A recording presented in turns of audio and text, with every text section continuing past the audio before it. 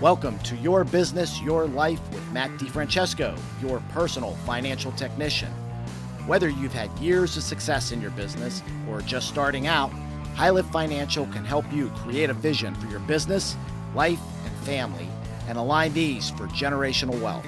So as they say, what happens in your life affects your business. And now, on to the show. Well, hello and welcome to Your Business, Your Life with your host, me, Matt DiFrancesco again. And it's still cold here in in Western Pennsylvania, but I'm excited because I know everybody, a lot of people have been doing Zoom here with COVID, and I conduct a lot of my meetings via Zoom, but there's still something that doesn't beat FaceTime. So I'm actually going to be doing my Southern tour, seeing clients down South. So I'll get to some warmer weather and I get to be with them in person, which I'm really excited about. So, but anyway, on with the show. If you've been listening for a while, I'm a huge proponent of personal development.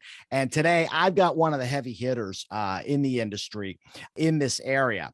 And so Mitch Russo, he's a business growth strategist, and he's helped everyone from NFL stars to CEOs, basically to anybody who wants to rapidly accelerate the growth of their business. Now, Mitch's resume is so extensive. I mean, I could spend the whole half hour just talking about his resume, but I'm just going to kind of give some highlights, and I'll let him expound on areas that he think might be of interest to the audience. So basically, he started a software company out of his garage, and he ended up selling it for 8 figures. And after that, he went on to work with Tony Robbins and Chet Holmes, who, anybody who knows personal development know they are big guns in the industry. And they built a $25 million business together. So he's twice been nominated by Inc. magazine as Entrepreneur of the Year. And Mitch's focus is just to help companies grow rapidly. So he's got 2 books. His first one, The Invisible Organization, and he's got a second book called Power Tribes: How Certification Can Explode Your Business. So, Mitch's goal is to build high performance certification programs, and he's actually got a coaching platform called Client Folio. Correct, Mitch? Exactly. Mm-hmm. So anyway, let's just jump right into it. So Mitch, welcome to Your Business, Your Life. Thanks, Matt. And I am certainly much warmer than you are. So I'm in Pompano Beach, Florida, enjoying this beautiful weather. That's great. That's great. It's funny. I think my last guest was in San Diego. So I'm trying to live vicariously through you two. So sounds good. So anyway, Mitch, when we spoke originally, I explained to you my core audience is the small to mid-sized family business, especially in the collision repair industry. And I know, like I said in the intro, your resume we could go on and on with it, but is there anything specifically that you'd like to highlight out of your background that you think the audience should know? Well, there's every business has some what I would call common goals. Mm-hmm. One of them is to sustain long enough to support their family and make enough money and profits to live a great life. Right. So whether you're in the car business or whether you sell vegetables, it doesn't matter. The same goals of business exist. And the way to get there is also a fairly straightforward process once you understand the path. Right. Yeah. And business is business. I mean, it doesn't matter what the type of business that you're in, just like you said. What's interesting in this industry is that, most of these guys that start collision shops, they're technicians. All right. Usually they either started in a shop or maybe in a family shop. They swapped floors. They worked in the paint booth. They did all these things and they kind of rose up. And so they're really great technicians, but they're not always great business people. And so, one of the things that I work with these clients is, they get to be like around my age and they kind of look up under the hood and they go, what am I going to do? I say, I have no idea where to go with my business. I don't know if my family wants to take it over. I don't know if I should sell it. I don't even know what the value is on it. So, one of my starting points, and I think this is something that you work a lot with your clients, is this idea of helping them to create a vision for how the business fits in to not only their lives, but also the family. How do you help clients to clarify that vision in their lives? Well, I guess the first place I always start is with helping people figure out exactly what their true passion is. Even if they've been in business for 40 years, without feeling that passion, it's hard to sustain almost anything. Right. And so we have a very simple exercise that I work with my clients to do. And within about 15 or 20 minutes, we can ballpark it really close as to what their true core passion is. And from there, we ask the question, am I living my ideal life now? Am I living my core passion or not? Right. And what do I have to do so? Yeah. And then from there, what we do is we explore and go deeper as to how, I mean, for some people, they didn't realize it. Some people, they say, well, my core passion might be to help the folks in my company I love watching people expand. I love watching as they grow as humans and grow in abilities and grow in value to this world. Well, but I hate my business. Well, if we reframe that, you might find out that you actually love your business. Right. So it all sort of depends on where you want to take this and how you want to do it. If I'm dealing with a guy who has a auto repair business and he says, my true passion is dentistry, well, I mean, it's going to be a transition. Let's put it that way. That's right. Yeah. But I wouldn't say to him, "Oh, well, forget your true passion." That's Right. just wrong. I would tell him to start going to dental trade shows and start poking around and get more immersed and see what that feels like. Maybe there's an area of dentistry that he could resonate with. Maybe it's in supplying the dentistry industry with a new form of molding or casting for, I'm just making this up as I go along. No, but I get it. I get it. Yeah. So really what it comes down to is this a personal passion is really where I think everything starts. And then from there, what we do is we lay out the exact path to profitability or multiple recurring paths to profitability. That's a tongue twister there. Yeah, exactly. Yeah. So I mean, in many cases, since I feel as if over the years I've done this for so many clients, is we build recurring revenue models, and we can build many of them inside a single organization. Right. Yeah, and that makes sense. I know, especially when we're looking at starting to put the plan together in place, that's one of the goals, is to create these multiple revenue streams. And a lot of times, I find as we're starting to define this vision for not just the business owner, but also the family, that sometimes there's family members that don't have an interest in the core business. Maybe they're not interested in collision repair, but maybe they're interested in an ancillary business, like, a calibration, or maybe they want something completely different, like construction or something like that. And how can we help create what I call the family umbrella? Well, another thing is that many of your clients probably own their own businesses and own their own real estate. Well, maybe your real estate is now more valuable than your business. Yeah.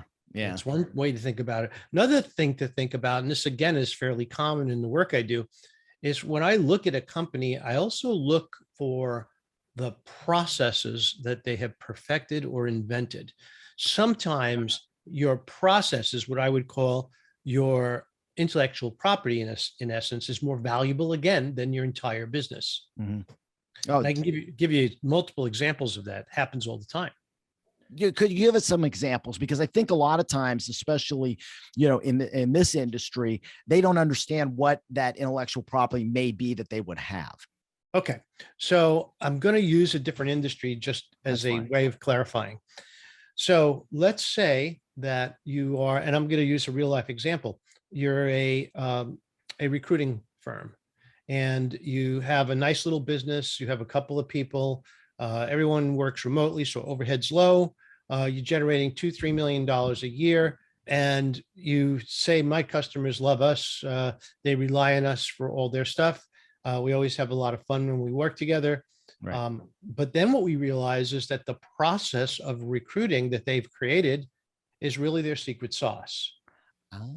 And so we go back and we say, well, why don't we dig a little deeper into that? And while they're talking, I'm mind mapping the entire process. Oh. So now what I'm doing is I'm actually visually, because I need this for my own way of thinking. So I'm mapping out their entire recruiting process. And I then, at the end of what they say, I share my screen and show it to them. Most people have never seen it that way before. And now all of a sudden, the sparks start to fly, and you start getting cognitions and understanding at a deeper level of what it is you really have. So now at this point, I said to this guy, well, look, you're doing a nice business, you're doing a couple million a year. Why don't you teach others how to do it too? He said, well, why would I do that, Mitch? I would be creating my own competitors. And the answer is I said to him, well, what happens if you could build not a $2 million business, but a $20 million business, teaching people and corporations the best way to recruit people that stick, the best way to bring in people that are a perfect fit for the job and don't want to leave. Right. I mean, what that is more valuable than your actual $2 million recruiting business. And that's what I'm talking about. That makes complete sense. And I think that's where sometimes business owners get hung up. They don't realize sometimes some of the intrinsic value that they've provided. I was just, as you were talking about this, I was thinking about one of my clients who has built a very successful collision and mechanical repair shop. But what we've really found is he's really been focusing on developing the culture in the business. Right. And it's really revolutionized where he's going. And I could see that as being, because I think that's something that most companies struggle with. Yeah. And correct me if I'm wrong, but it sounds like that might be something he might be able to take and be able to teach other, whether it's collision shop owners or even just other businesses, how to develop culture the way he did through practical application.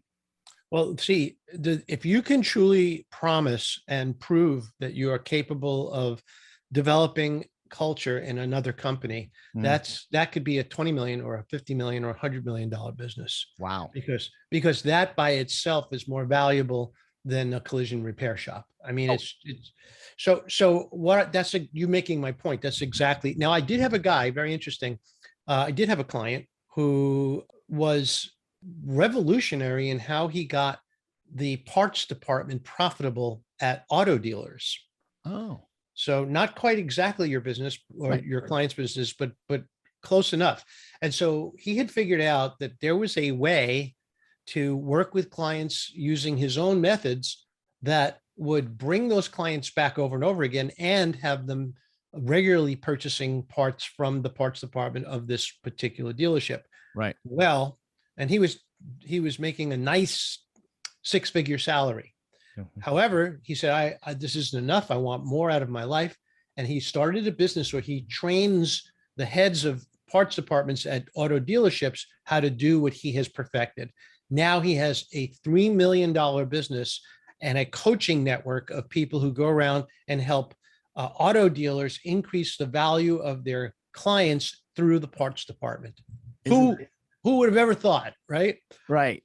Exactly. Yeah. And it's funny. I mean, I think sometimes if we just think outside the box, and I like that idea of identifying what that passion is. And I'm going to kind of backtrack a little bit because, I think that's the thing that's kind of the sticking point. That's where most people struggle. So talk a little bit about how can somebody help to identify what their true passion is? Because I think, my own experience as being in financial services, I got to a point where I was just, I hated the business. I hated it. And it took me a while to figure out what I was really passionate about. It was really working with these business owners on a very deep level. But how does somebody start that process?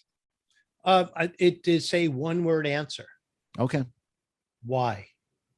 Why do you do what you do? And when you get the answer, I ask the same question again. Why is that? Okay. And when I get that answer, I then go a little bit deeper still. And sometimes I'll ask, and what would happen if that were not there? What would you do? Right. And so what I'm trying to do is I'm trying to move people out of what they do into who they are. Okay. And when you do that, the entire landscape changes because we identify as what we do, but rarely do we identify as who we are. Right. And the bottom line is that what we do can go away tomorrow. I mean, what would happen if you're an accountant and you have a very busy practice and all of a sudden our brilliant and wonderful president said, we're going to do away with the IRS. It's a flat tax from now on. Just, you know what, at the end of the year, you'll get a slip in the mail and you just pay 20% of everything you made that year. No deductions, no additions, no depreciation, none of this, none of that. It's that simple. Okay. Yeah. So, well, now that accountant is effectively out of business. Right. So it's not just to identify as an individual with what you do is a false identification. If Right. you identify with who you are instead, then no matter what you do, you're still who you are. Right. And you're Small congruent. distinction. And Exactly. you're congruent. That's, I think, the key thing. And I think, when it's funny, I've actually got a guy, I'm going to be interviewing him tomorrow for the podcast, and collision shop owner. And that was one of the things that he struggled with. And when he all of a sudden got this congruency with, I'm an ethical person, and, this industry can move in a lot of different directions. You got insurance companies that are pushing them. You've got the OEMs, the manufacturers that have certain specs, and you're being pulled in a lot of these different directions. And it wasn't until he became congruent and these are my values. This is how I think and how I want to live. And here's how I'm going to run the business. And all of a sudden he's now exploding. Yeah. Well, it doesn't surprise me. I mean, one of the things that, I see transformations in my clients all the time when they shift their viewpoint. Think about it this way, in a sense, in the physical sense, if you're sitting there holding your phone and you're staring down at your phone, what's your line of sight? Your scope is about 12 inches away. Right. But if you raise your eyes and look to the horizon, you can see a lot more of what's coming at you and where you're going. Well, that's a metaphor, but basically that's what we're doing. We're raising our eyes to the horizon and we're aligning who we are with what we see. Right. And now everything is different. And I don't know if this is where you wanted to take this interview, Matt, but I mean, I'm just telling you what I do. I think this is great because like we said earlier, business is business, whether you're in collision repair or you're selling ice cream cones.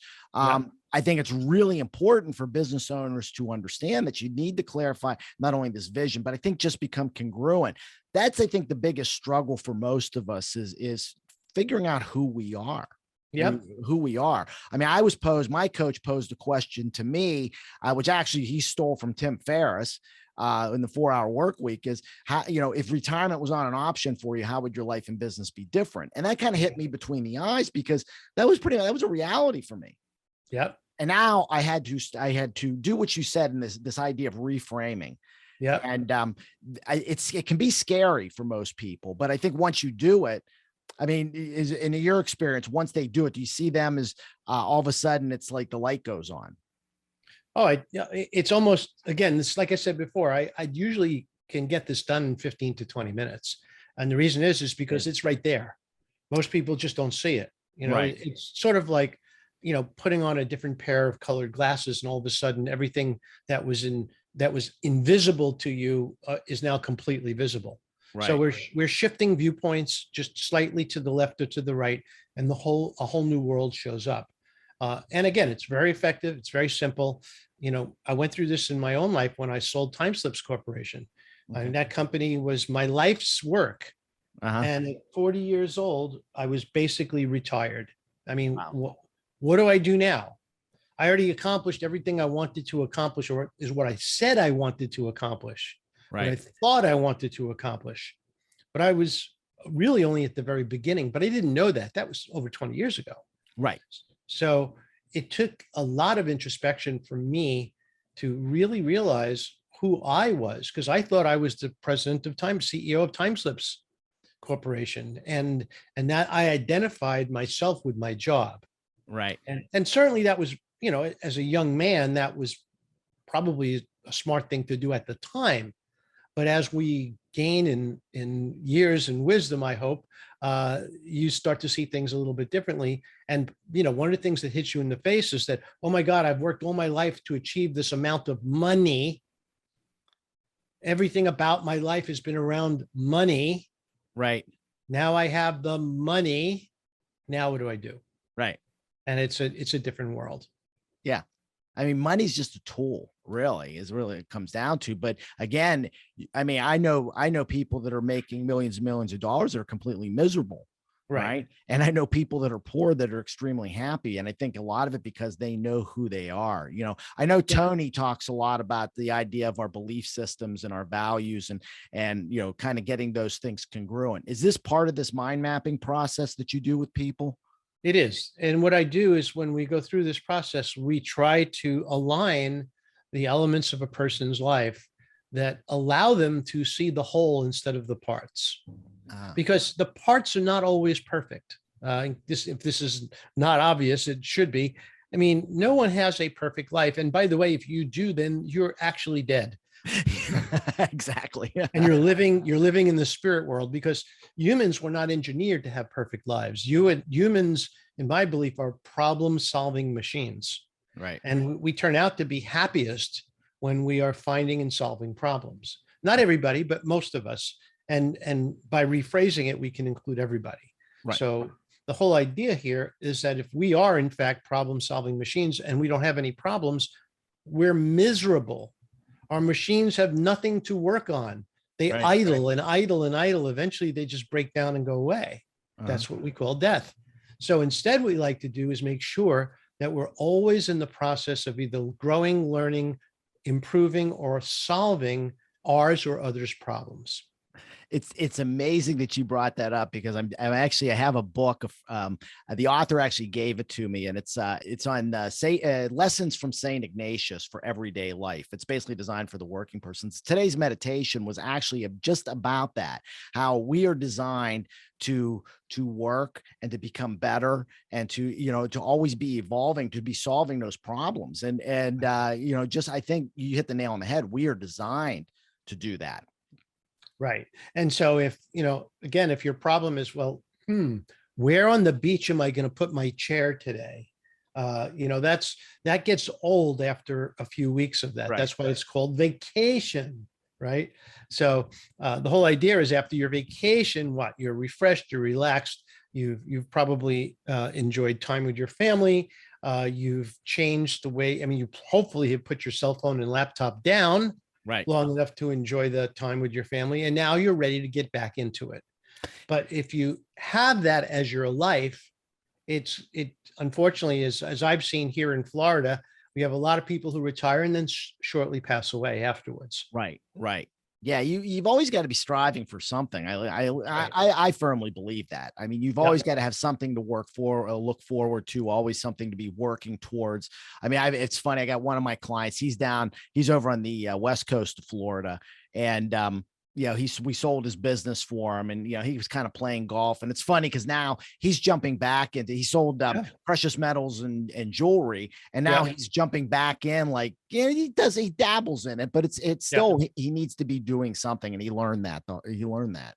Yeah, it is so true. And again, I think if you know that in advance, you can do some planning around that. It's sort of like, don't end up like me. You sell your business and this big check comes in, or a big wire comes into your account and you go, wow, that was great. Now what? So know in advance that we all must have goals. We all must have objectives to work towards. Right. And if one of your objectives is to sell your business, cash out, and never have to work again, that's a great one. Just tell me what you're going to do after that. That's, and I think that's where people have problems with the clarity. And that's probably where your mind mapping would help them, because actually it's funny. I'm doing a business exit strategy boot camp.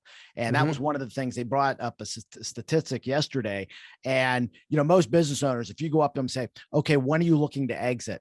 They say 5 years.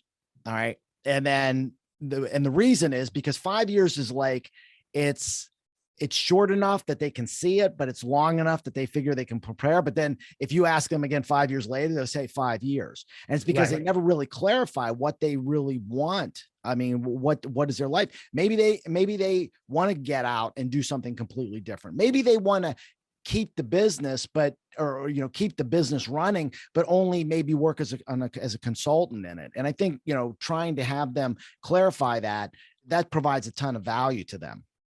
I think so. And again, from my perspective, when you work with someone on this level and all of a sudden their entire future comes into focus because they've never seen it that way before, then everything changes. Now they get excited about life again. Now they're alive again. Right. And for me anyway, it's always exciting to see. I love seeing that. That's exactly right. And I think that's where, again, as I kind of started out the program, this idea of personal development. I mean, I preach this to my clients. I'm like a personal development junkie. I've been doing it for 25, almost 30 years now. And I love the book that you have there, Power Tribes. I wonder if you could talk a little bit about that and how that may be able to help the listeners. Sure. Well, actually, funny you ask about it right now, because that's actually where all of this discussion has been going. Okay. So here's what I discovered building my software company over 25 years ago. I discovered by accident that I could actually mobilize 350 people to sell my software for me without paying them, and with them paying me instead. Ooh. Now, isn't that interesting? Imagine if you had a sales force that you didn't have to pay for, but happily and lovingly sent you money every year to stay part of your sales force. Mm.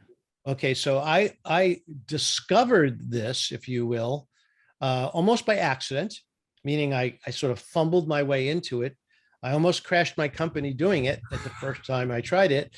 But after that, I perfected the process. And that's how I ended up building the TimeSlip Certified Consultant Network. Okay. And so the book is about the blueprint on how to create profitable multi-revenue stream certification, but with a twist. It's not just a business model, it is a culture model as well. Mm. And so using the systems that I talk about in my book and the proprietary systems that I reveal to my clients when I work with them, we are building a powerful and enduring culture that will last the company for the rest of its life. And we do that using straightforward, logical, simple tools. No woo-woo, no, casting a spell or planting people inside to get them to do something. I've heard all these crazy stories. Right. None of that works except knowing in advance what you want your culture to be and then build it. That's what the book is about. And I think that's huge. We talked about that a little bit earlier, this idea of developing culture. And I think that's really the key behind having the type of business that's congruent with what you believe and who you are, right. Like you talked about. So, yep, exactly. So now if somebody's interested in your coaching programs, where do they find you? They can go to mitchrusso.com, or you can go to mitchrusso360.com. Okay. And that will show you all of the things I do, the books, the software, the coaching programs, and all of the levels that I have. The whole point of when I work with somebody, I won't work with a beginner because I believe most beginners have mindset issues that I'm not good at solving. But if I end up receiving an inquiry from somebody and we have a conversation and I feel as if they need a little work on mindset, I would refer them to a mindset coach first. Okay. And then from there, once they're ready, I'll give you a simple example. I was working with a client. Client said to me, yeah, we have a great product. Yeah, we've sold millions of dollars worth. But the truth of the matter is, I asked myself if I even deserve the success. Or what am I, being a young guy of 35, talking to these 60-year-old CEOs? They probably know a whole lot more than me. So I said, okay, let's stop right here. Yeah.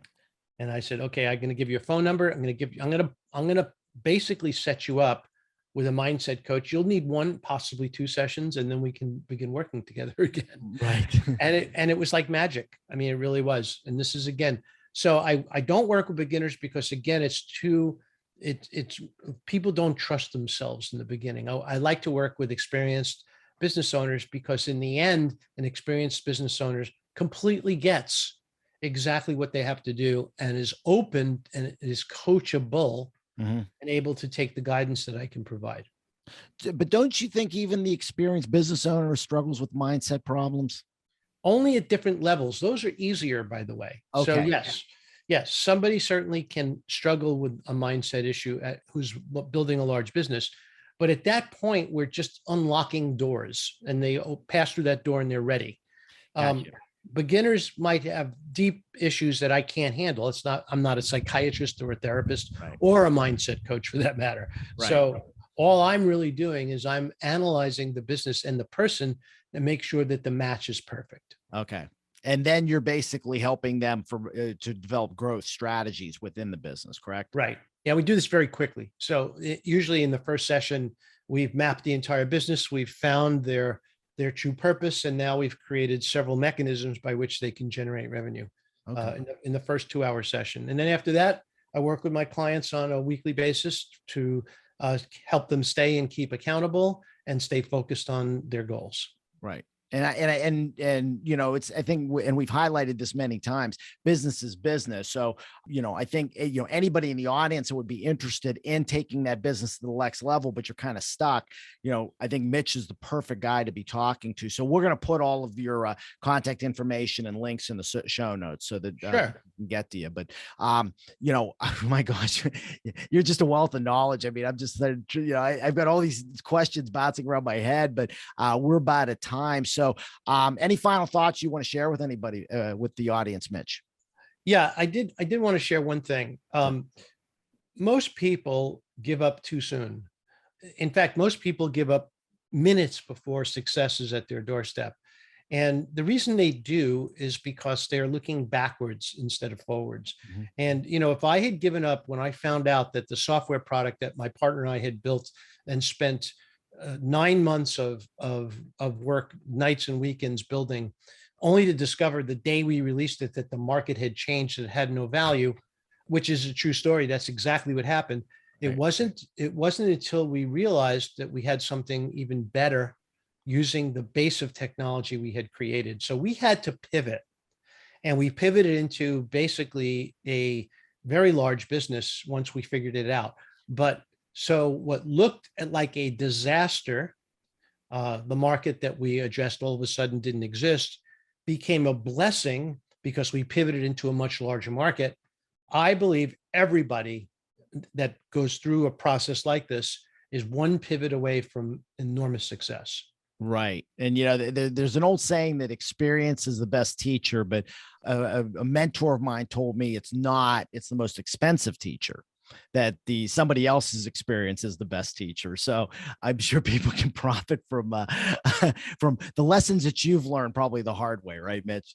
Of course, and you as well. I mean, listen, that's why we're here. We're here to help people, and Right. as business coaches and as advisors, basically, we are using not just our experience, but we're using our insights. You know, insights developed over decades Yes. to guide our clients to where they need to go, and that's our job. That's exactly right. So Mitch, I want to thank you so much for being on the program. I hope that Sure. maybe at some point we can have you back on. We can talk about a lot of the other different Yep. aspects of your business and what you do with your clients. I mean, there's so much. It just kind of blows my mind. So, but thank you again for being on. And the last thanks always goes out to you, the audience. Thank you for listening to Your Business, Your Life with Matt DiFrancesco. If you haven't subscribed to the podcast, please click on the subscribe button below. That way, when a new episode comes out, it'll download directly to your device, and it'll make it very easy for you to share it with your friends and family and anybody that you know that would benefit from this content. Also, if you're watching on YouTube or even on the podcast and you like the content, please give us a 5-star review. That way, that moves us up on the charts and we can get to more people. So from everyone here at High Lift Financial, I want to say thank you for listening. Thank you, Mitch. I appreciate you being on. My And pleasure. no problem. And everybody make today your best day and make every day your best day. So take care and God bless. Hey, I really want to thank you for listening to the Your Business, Your Life podcast. If you want to be notified when new episodes become available, click the subscribe button below. The information covered and posted represents the views and opinions of the guest and does not necessarily represent the views or opinions of High Lift Financial. The content has been made available for informational and educational purposes only. The content is not intended to be a substitute for professional investment, legal, or tax advice. Always seek the advice of your financial advisor or other qualified professional with any questions you may have regarding your business or personal planning. DiFrancesco Financial Concierge, LLC, DBA High Lift Financial, is a registered investment advisor. Registration with the United States Securities and Exchange Commission or any state security authority does not imply a certain level of skill or training.